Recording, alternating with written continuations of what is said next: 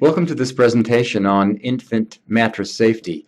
I hope you'll find it informative. In mid-August 2012, Australia and New Zealand released a new proposed test standard.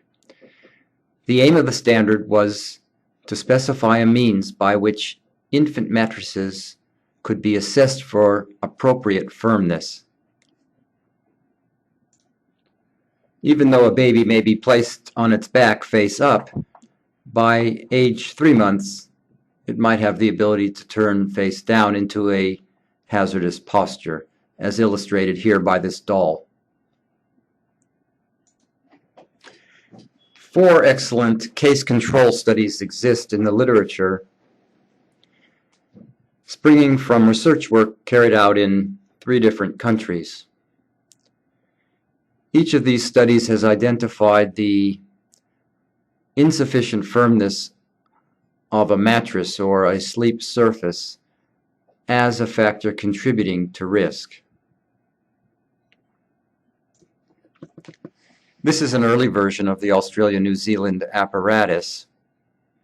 It has a very long feeler arm, which is actually a standard size hacksaw blade. And as we can see, the mattress on which the apparatus rests is rather firm. The feeler arm does not touch the surface of the mattress. But this arrangement did not suffice to distinguish between hazardous and non-hazardous products. It was excellent in its sensitivity. It would certainly identify the hazardous products, but unfortunately, it also captured the products not considered hazardous. We say then that it had a poor specificity. In this slide, we see the final version of the Australia-New Zealand apparatus with a much shortened feeler arm. Now the overhang of the feeler arm past the edge of the bottom disc is just 40 millimeters. We also added a level or spirit level to help us indicate whether the apparatus comes to rest in a relatively horizontal position on the tested surface. Some people are surprised that the apparatus doesn't look anything like a child. We say that the apparatus is sensitive to what an infant is sensitive to by way of hazard, but it certainly doesn't resemble the size or the weight or the shape of an infant. At one point in our research journey, we did hypothesize that we would get some discernible advantage in using an impactor modeled on an infant head. So we obtained this infant resuscitation dummy head and mounted it in the universal testing machine. After retesting all of the products previously tested, we determined that there was no particular advantage in this shape, and it was very difficult to specify in normal standards terms.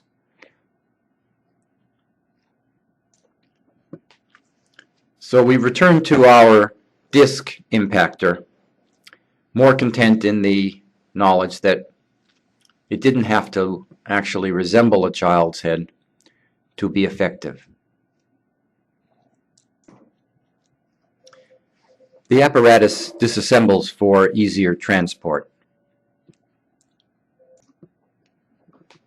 This slide shows the apparatus resting on a rather soft pillow to give you the idea of the contact between the feeler arm and the sleep surface when dealing with a softer, unsatisfactory object.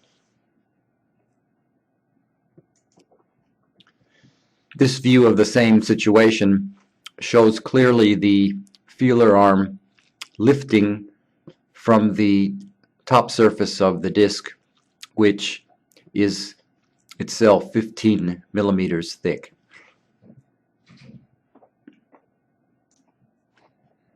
The Australia-New Zealand approach has been to draw a line in the sand by which to distinguish product that is acceptably firm from product which is not.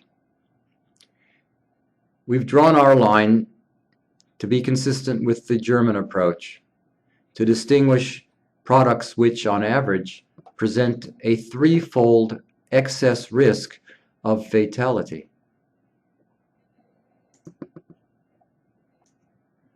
Ours is a standard test method, and this method may be cited or referenced in the standards for specific classes of infant product. In the first instance, the intention in Australia and New Zealand is to cite this new requirement in a modified standard for household cots or cribs. But in future, other product standards may also be affected.